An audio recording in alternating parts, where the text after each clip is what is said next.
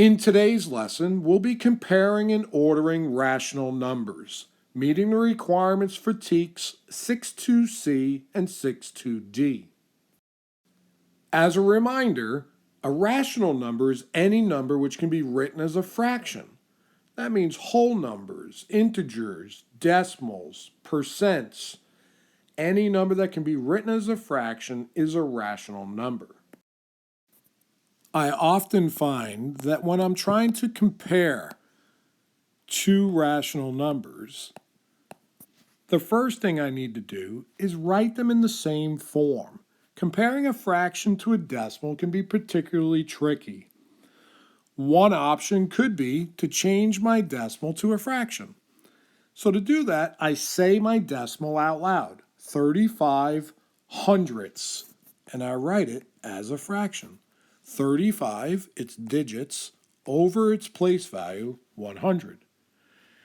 Now to compare these two fractions, it would help if I made 1/4 share a common denominator with 35 hundredths.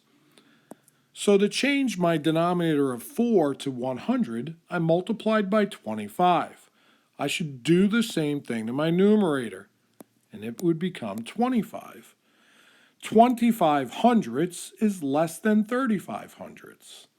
25 hundredths has fewer parts than 35 hundredths, so therefore it's less. One other option would have been to change my fraction to a decimal. So I would keep 0.35 or 35 hundredths, and now instead I would change my fraction of 1/4 into a decimal. And when I did that, I would find that I can make no groups of 4 from 1. 4 times 0 is 0. 1 minus 0 is 1. Add a decimal, push it to the top. Add a 0, and bring that 0 down. When I bring that 0 down, I can make two groups of 4 from 10. 4 times 2 is 8. 10 minus 8 is 2. Add another 0 and bring that 0 down. That makes 20. I can make 5 groups of 4 from 20. And 20 minus 20 is 0.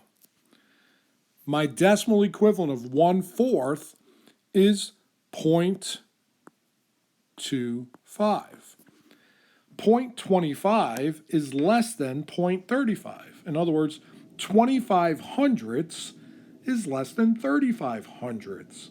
When I compare decimals that share the same place value, the smaller number is the smaller decimal. 25 hundredths is less than 35 hundredths. When I compare rational numbers, it's much easier for me to tell which one is smaller or larger when they're both written as decimals or both written as fractions. Which one you choose is up to you. The best tool to use when ordering rational numbers is a number line. On a number line, we know that as we move to the right, we get greater. The further right we go, the larger the value of that number. We also know that as we move left, we get less. Left is less.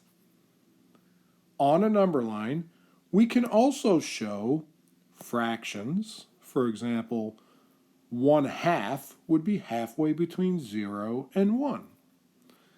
Decimals, 1.5 or 1 5/10 would be the same value as 1 1/2. So therefore, it would fit halfway between 1 and 2.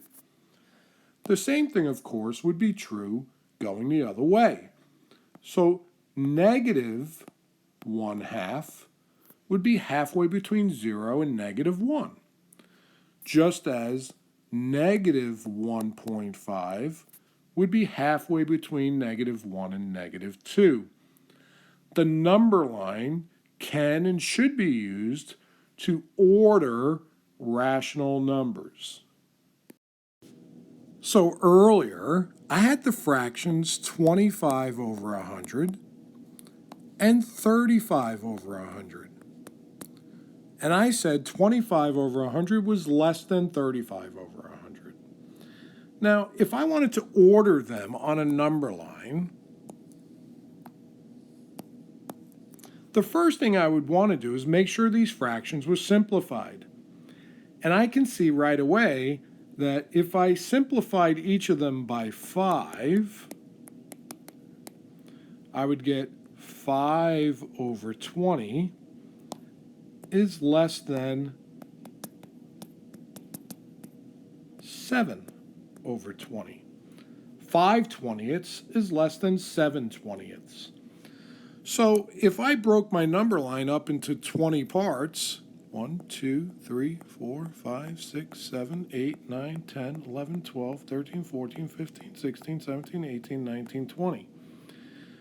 Then this would be 1/20, 2/20, and so on, all the way to 20/20, or 1 whole. So I could graph 5/20 right here. This would be the location of 5/20. And 7/20 would be graphed right here, 2 spaces later, 2 spaces further to the right, since it is greater than 5/20. This is what these two fractions would look like graphed on a number line showing that 7/20 is greater than 5/20. Now I could do exactly the same thing with their decimal forms. If you remember, we had 0.25 was less than 0.35. So on a number line,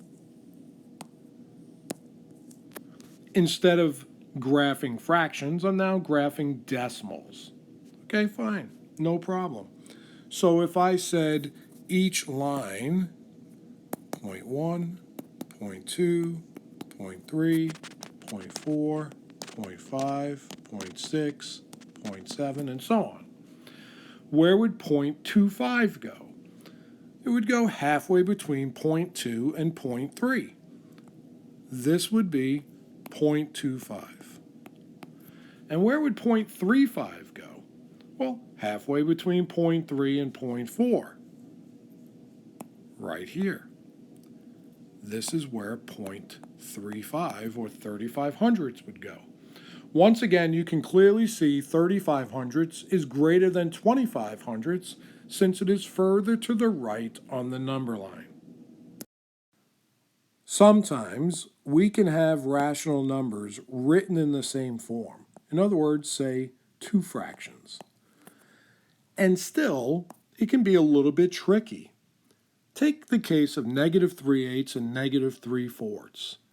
It appears this 3 is almost the size of its denominator of 4, while this 3 isn't even half of its denominator of 8.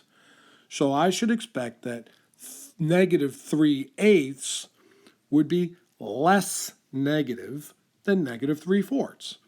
And if -3/8 is less negative, then it's greater than -3/4. Now, if that's a little bit confusing, what might help would be to make these common denominators.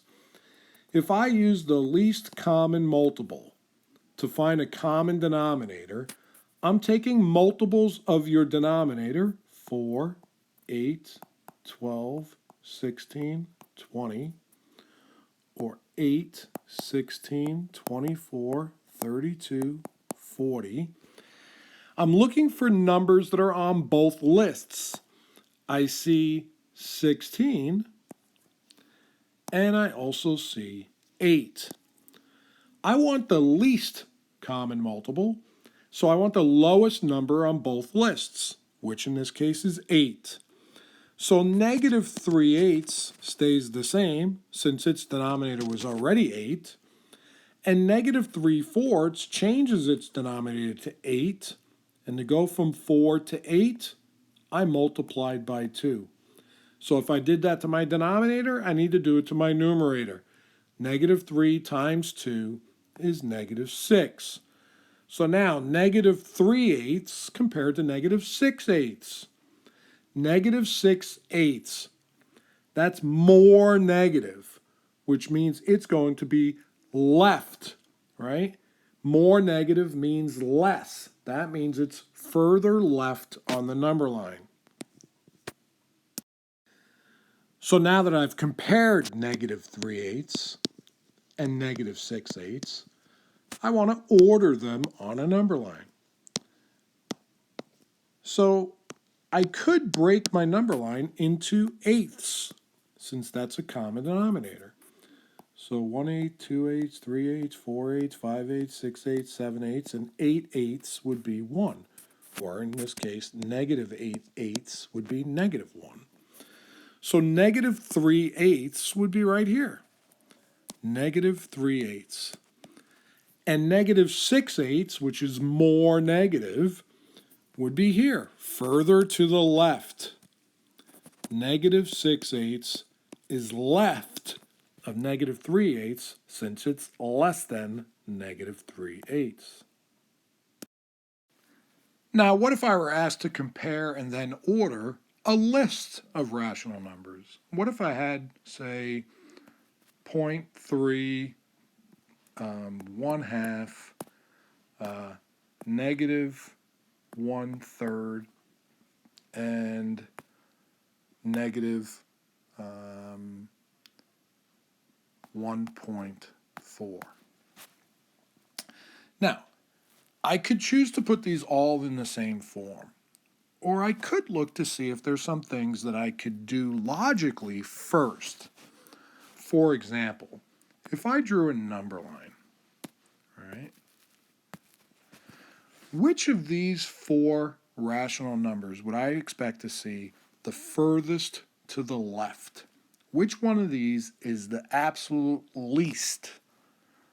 Would we agree that the biggest negative would be the lowest number or least value? Negative 1.4 would be the least value of all of these rational numbers.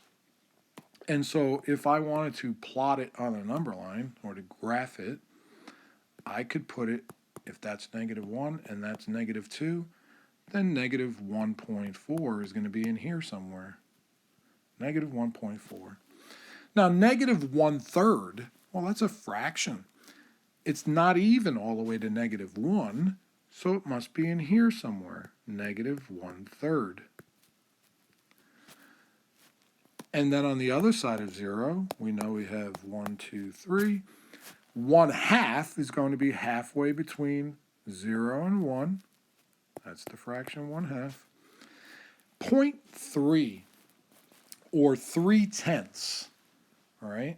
3/10.